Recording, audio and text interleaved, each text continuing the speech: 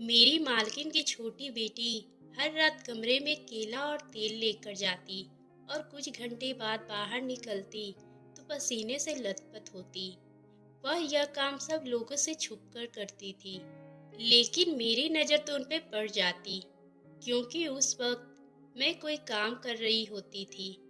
ये काम अब उनका रोज का हो गया था। मैंने उनका ये राज जानने के लिए एक दिन उनके कमरे में छुप गई थी। आखिर वह केले या तेल का करती क्या है। अभी उनको कमरे में आए कुछ ही समय हुआ था, फिर मैंने जो देखा उसे देखकर तो मेरे पैरों तले जमीन खिसक गई, क्योंकि वह तो मेरा नाम सीमा है और मैं एक गरीब खानदान से पैदा हुई थी।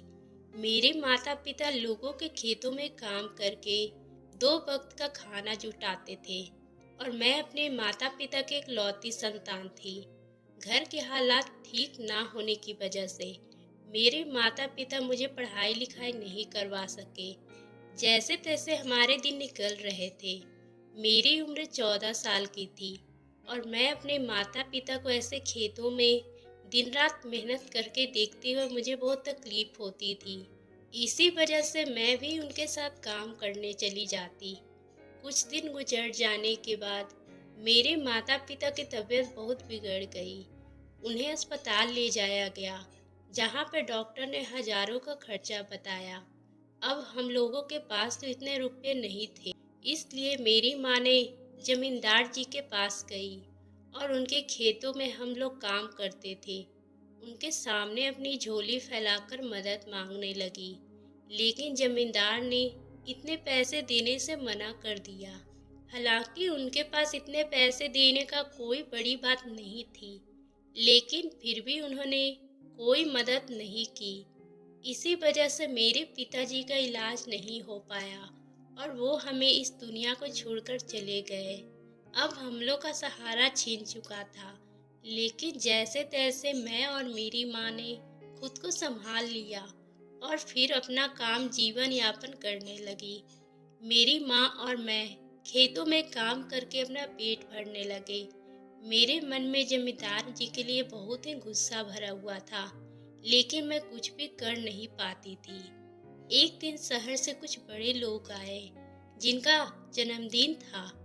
उस लोगों ने अच्छे अच्छे पकवान हम गरीबों में बांटे थे।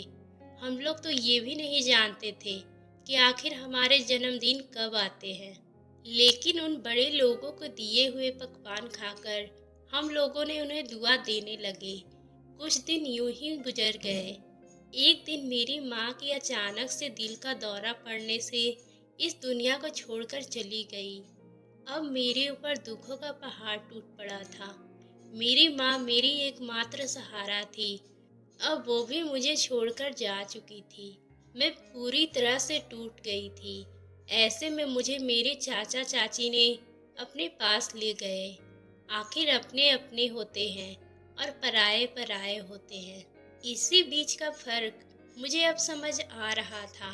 मेरे चाचा जी अपनी बेटी को अच्छा खाना और कपड़े देते थे, लेकिन मुझे अपने सारे घर का काम करवाते थे। अच्छे से बोलना तो दूर, मेरी तरफ देखते भी नहीं थे।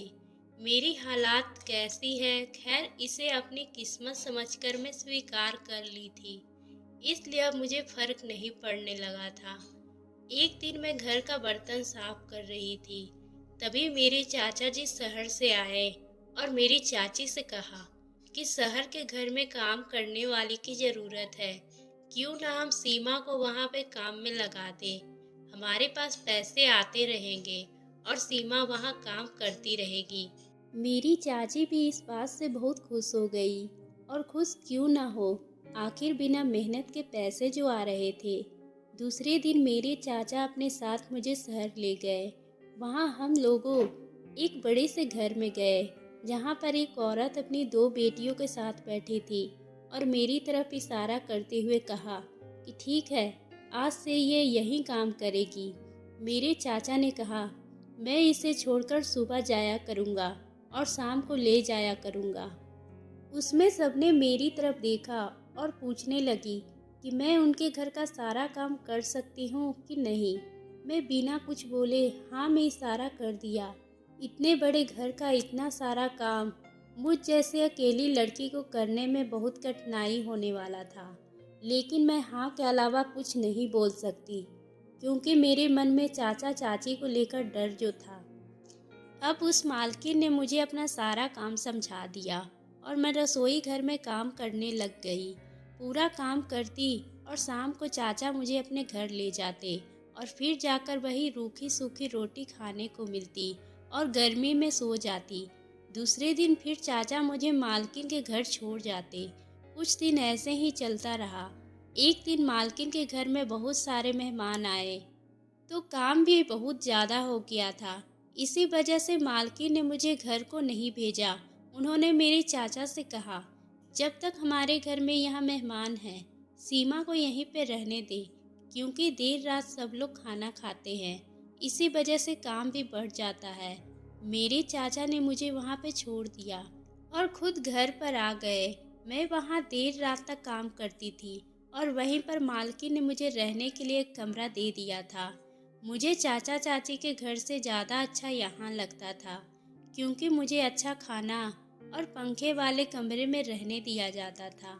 लेकिन जब भी मैं मालकिन की उनकी बेटियों के साथ देखती, तो मुझे मेरी माँ की याद आती थी। ऐसे ही कुछ दिन गुजर गए थे। मेहमान तो चले गए, लेकिन मालकिन ने मुझे अपने घर पर नहीं भेजा। उन्होंने चाचा को साफ बोल दिया था कि सीमा अब यहीं रहेगी। अब मालकिन और उनकी छोटी बेटी के साथ मेरी अच्छी बनने लगी थी। त्योहार पर मालकिन मुझे नए कपड़े दिलाती। मालकिन की छोटी बेटी बहुत ही अच्छी थी। वह मुझसे घुल मिल कर रहा, लेकिन उनकी बड़ी बहन बहुत गुस्से वाली थी। मुझे एक नौकरानी ही बोलती थी और ठीक से बात भी नहीं करती थी। एक दिन मालकिन और उनकी दो बेटियों के दिन में किसी शादी फंक्शन में कहीं जाना था, तो मालकिन ने मुझे अपना घर संभालने को बोला और कहा, तुम यहाँ पे रहना और घर की अच्छे से तरीके से देखभाल करना। इतने दिनों में मैं उनकी देखभाल कर रही थी, तो उन्हें मुझ पे विश्वास हो गया था। लेकिन मैंने मना कर दिया, क्योंकि इतने बड़े घर में मुझे भी अकेले रहने में डर लगता था। मालकिन ने चाचा को वहाँ बुलाया और मेरे पास रहने के लिए बोला। चाचा ने तुरंत हाँ बोल दिया और मालकिन चली गई। अब मैं और मेरे चाचा खाना बनाए और खाना खाकर सोने चले गए। रात के करीब 1 बजे मेरे चाचा जी ने उठाकर कमरे का दरवाज़ा खोला और बाहर चले गए। दरवाजे के आवाज़ से मेरी नींद खुल गई थी। पहले मैंने सोचा कि शायद वो पानी पीने रसोई घर में गए हैं, लेकिन कुछ देर बाहर देखने के लिए चली आई कि आखिर वहाँ कहाँ गए। मेरे इधर उधर देखने के बाद मुझे मालकिन के कमरे से आवाज़ सुनाई दी थी। मैंने जैसे ही उनके कमरे में जाकर देखा, तो वहाँ मेरे चाचा जी मालकिन के अलमारी से कुछ तलाश कर रहे थे। मैंने पूछा, क्या ढूंढ रहे हैं चाचा जी? तो वह एकदम से घबरा गए। उन्होंने कहा, कुछ नहीं, बस यूं ही देख रहा था कि अलमारी कितनी अच्छी है। मुझे समझ आ गया था कि चाचा जी यहाँ कोई चोरी के फिराक में है। इतना बड़ा घर है और इतने अमीर लोगों के घर में खुद को अकेला पाकर कुछ आदमियों के मन में पाप जाग ही जाता है। तो फिर मेरे चाचा जी तो मेरी छोटी छोटी चोरियां गांव में भी करते थे, लेकिन मुझे डर था चाचा यहाँ कोई गड़बड़ न करे, क्योंकि मैं नहीं चाहती थी कि मालकिन का विश्वास टूटे। खैर, मैं चाचा पर हर समय नज़र रखनी शुरू कर दी थी। एक पल के लिए भी मैं उनको अकेला नहीं छोड़ती थी। रात को भी गहरी नींद में नहीं सोती। ऐसे ही 2 दिन निकल गए थे और मालकिन और उनकी बेटी वापस आ गई। उनके आने के बाद चाचा जी वापस अपने घर चले गए। मालकिन मेरे लिए कुछ कपड़े लेकर आई थी, जिनको पहनकर मैं बहुत ही ज़्यादा खुश हो गई थी। एक रात मैं किचन में काम कर रही थी, तभी मैंने मालकिन की छोटी बेटी रानी को अपने कमरे में केले और तेल ले जाते हुए देखा।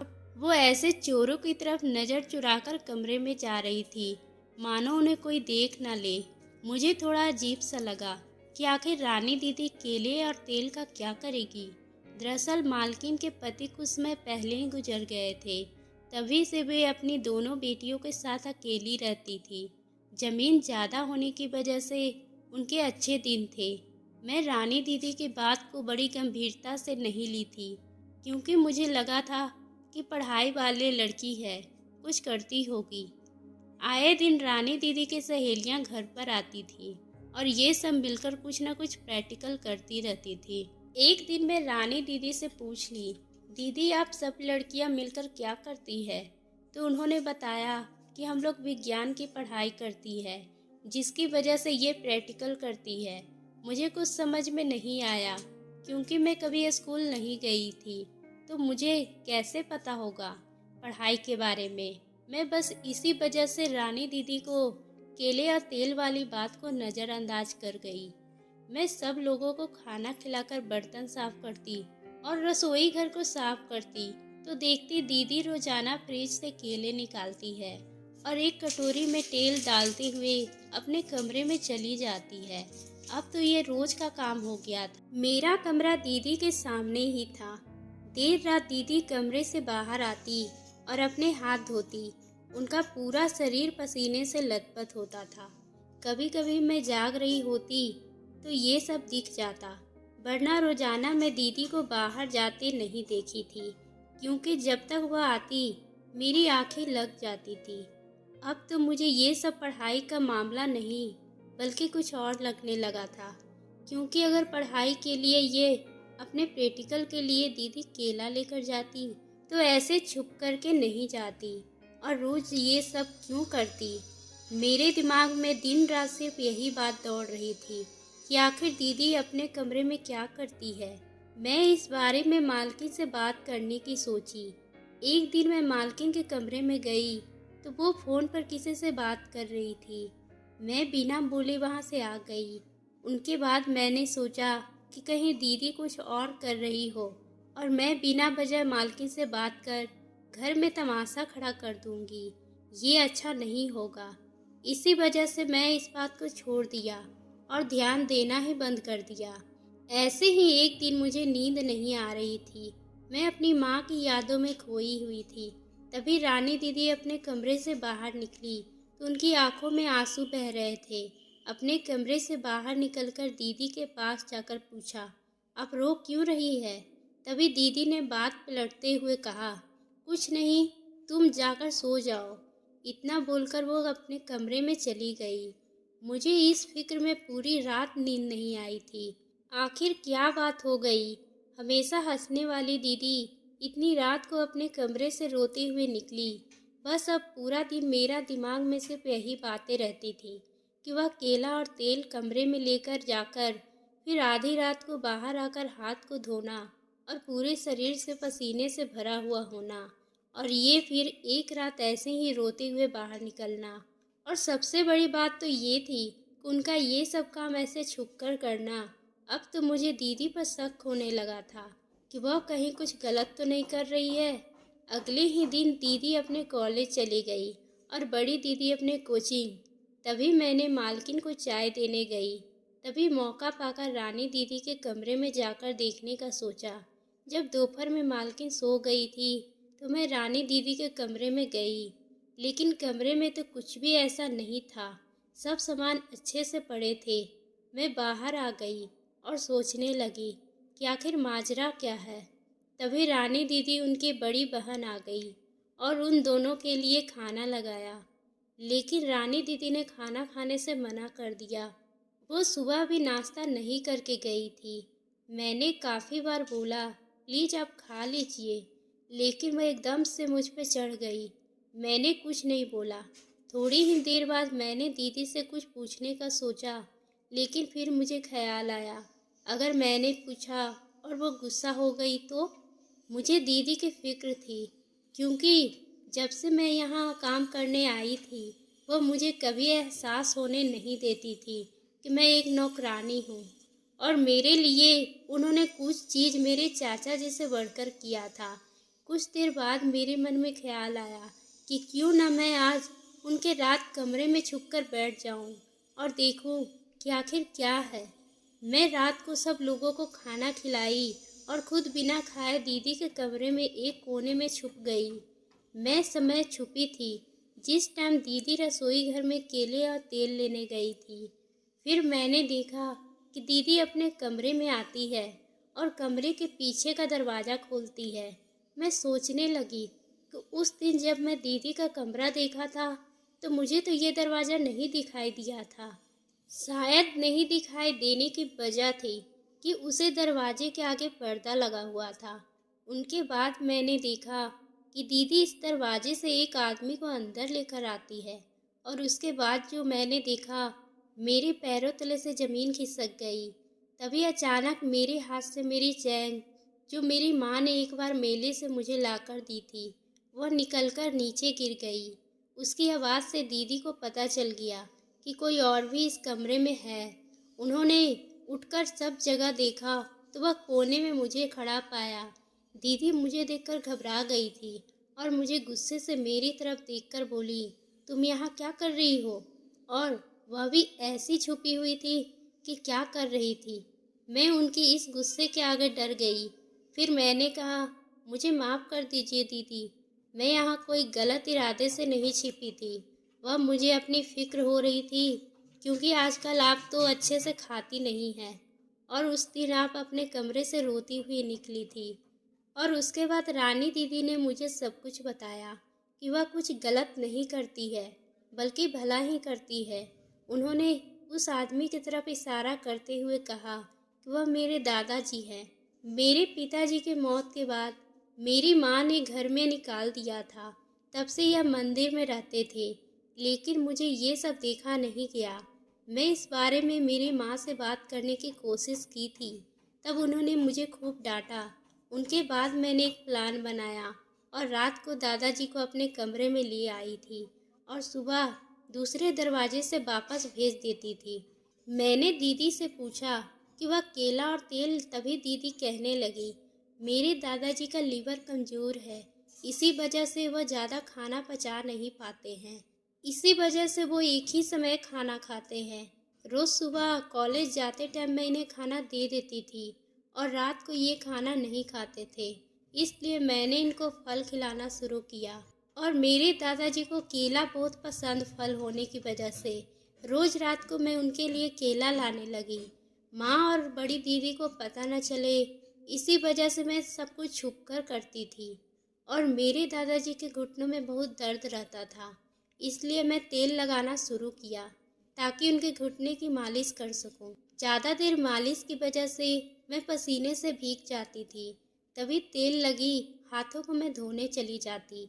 फिर दीदी ने कहा, उस दिन मेरे दादाजी की तबीयत ठीक नहीं थी और मैं मजबूर थी अपनी माँ के आगे, इसी वजह से मेरे आंसू आ गए थे। दीदी की सभी बातों को सुनकर अब मेरा वहम निकल चुका था। मैं कुछ बोले अपने कमरे में आ गई। मैं बार बार मालकिन को कोस रही थी कि कोई इतना निर्दय कैसे हो सकता है। एक बीमार पिता समान ससुर को घर से निकाल दी, लेकिन मन ही मन दीदी पर भी गर्व हो रहा था कि आज के समय में इतना अच्छा दिल बहुत कम लोगों के पास होता है और वह दिल रानी दीदी के पास था। पता नहीं इस दुनिया को क्या हो गया है, बुजुर्ग लोगों को बिना सोचे समझे घर से निकाल देते हैं। तभी मुझे समझ में आ गया था कि जिस पर जो तकलीफ़ गुजरती है वो तकलीफ़ से वही समझ सकता है। तो दोस्तों, आपको ये कहानी कैसी लगी?